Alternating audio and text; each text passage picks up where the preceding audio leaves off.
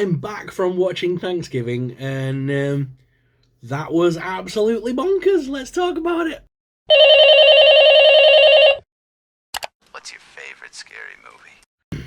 Hey guys, me host SuperSorrell. Thank you very much for tuning in. So it's time to talk Thanksgiving. This is just going to be me talking to the camera, by the way. I'm not going to be doing any fancy editing, flicking, or anything like that. I just want to do a quick talky video, doing a little review of the movie, and I'll try not to give too much away. But straight away, I have to say, this film, it definitely is paying homage to Grindhouse. It's definitely like absurd, like over the top and absurd, and it's meant to be.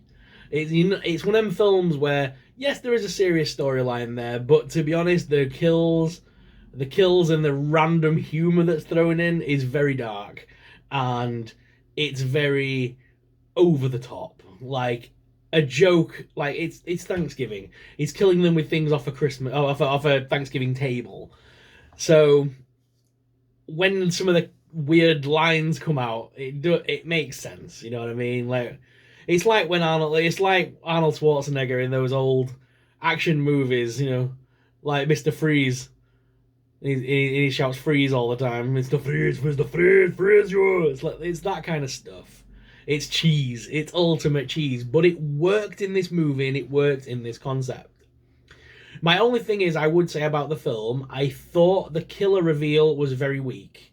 I didn't see it coming, but when it did and the reveal who it was, I was kind of like, oh, really?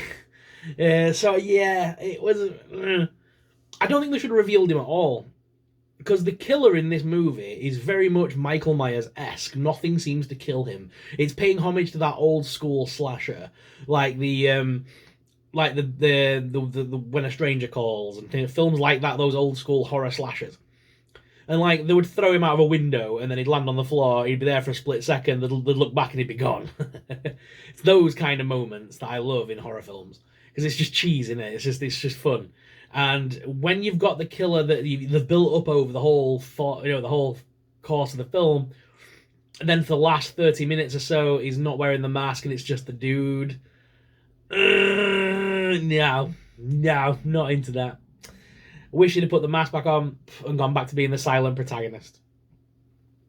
However, they definitely have taken the concept of John Carver, the killer, the John Carver's the mask, and that the historical character, that has instantly been added to the horror icons list. And I'm not being funny, the toy companies have made sure of that. NECA have already released like 4 action figures. They've got the Toonie Terrors, the Ultimate, the Retro Cloth, and some plushies already available. And you can even buy a t-shirt and the mask.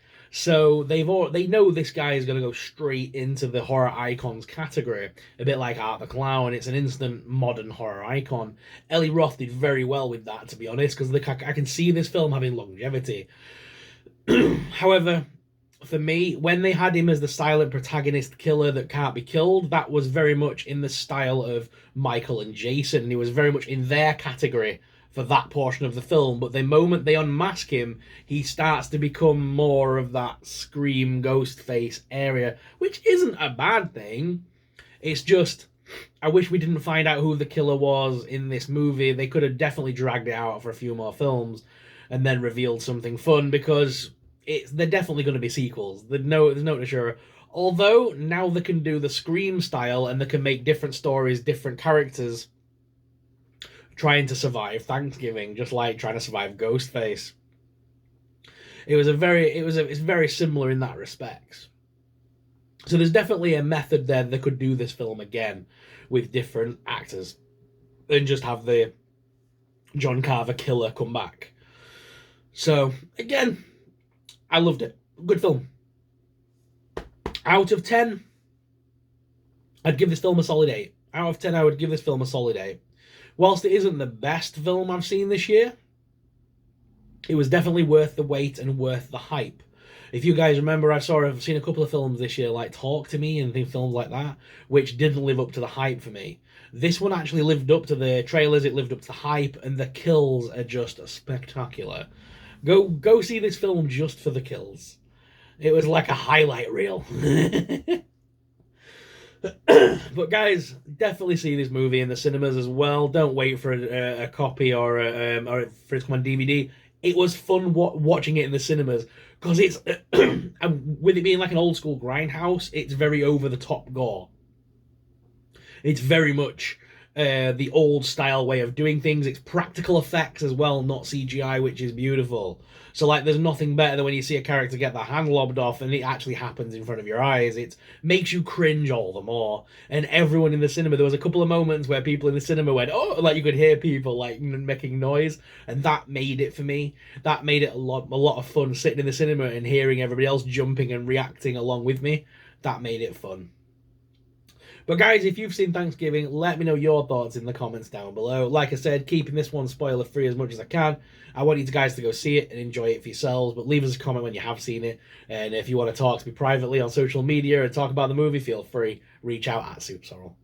Guys, thank you very much for watching. As always, I'm your host, SuperSorrell. I'll see you in the next video. Until then, keep it creep. Bye!